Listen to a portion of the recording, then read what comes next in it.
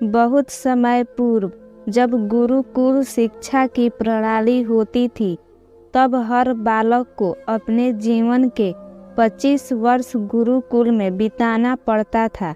उस समय एक प्रचंड पंडित राधे गुप्त हुआ करते थे, जिनका गुरुकुल बहुत प्रसिद्ध था, जहाँ दूर दूर के राज्य के शिष्य शिक्षा प्राप्त करने आया करते थे। बात उन दिनों की है जब राधे गुप्त की उम्र ढलने लगी थी और उसकी पत्नी का देहांत हो चुका था। घर में विवाह योग्य एक कन्या थी। राधे गुप्त को हर समय उसकी चिंता सताती रहती थी। वह उसका विवाह एक योग्य व्यक्ति से करना चाहते थे, जिसके पास संपत्ति भले ना हो, पर वह कर्मठ हो, जो किन्हीं भी परिस्थिति में उसकी बेटी को खुश रखे और उचित समय पर उचित निर्णय ले सके। एक दिन उनके मस्तिष्क में एक ख्याल आया और उन्होंने इस परेशानी का हल सोचा कि क्यों ना वो अपने खुद के शिष्यों में से ही योग्य वर की तलाश करें। उनसे बेहतर उनकी बेटी के लिए और क्या हो सकता है। इस कार्य के लिए उन्होंने बुद्धिमान की परीक्षा लेने का निर्णय लिया और सभी शिष्यों को एकत्र किया।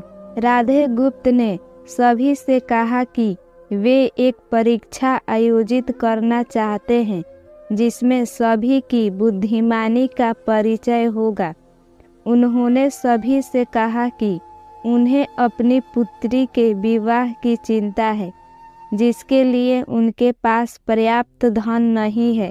इसलिए वे चाहते हैं कि उनके शिष्य विवाह में लगने वाले सभी सामग्री कैसे भी करके एकत्र करें, भले उसके लिए उन्हें चोरी का रास्ता चुनना पड़े, लेकिन उन्हें चोरी करता कोई भी देख ना सके।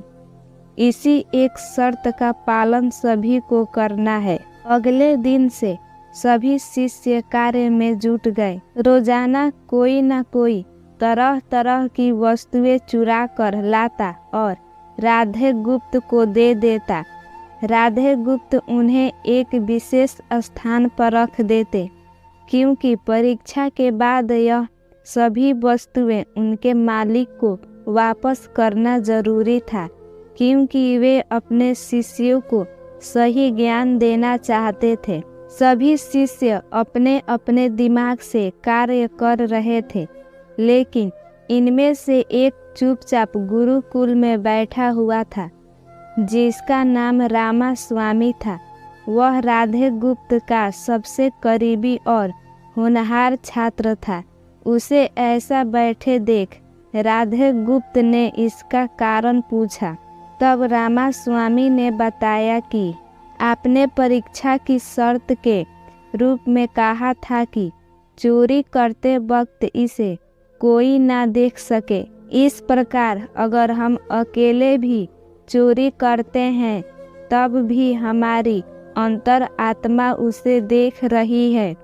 हम खुद से उसे नहीं छिपा सकते। इसका अर्थ यही है कि चोरी करना व्यर्थ है। उसकी यह बात सुन राधे गुप्त के चेहरे पर खुशी छा जाती है। वे उसी वक्त सभी छात्रों को एकत्र करते हैं और पूछते हैं कि आप सब ने जो चोरी की, क्या उसे किसी ने देखा? सभी कहते हैं नहीं। तब राधा गुप्त कहते हैं कि क्या आप अपने अंतर मन से भी इस चोरी को छिपा सके? सभी को बात समझ आ जाती है और सबका सिर नीचे झुक जाता है, सिवाय रामा स्वामी के।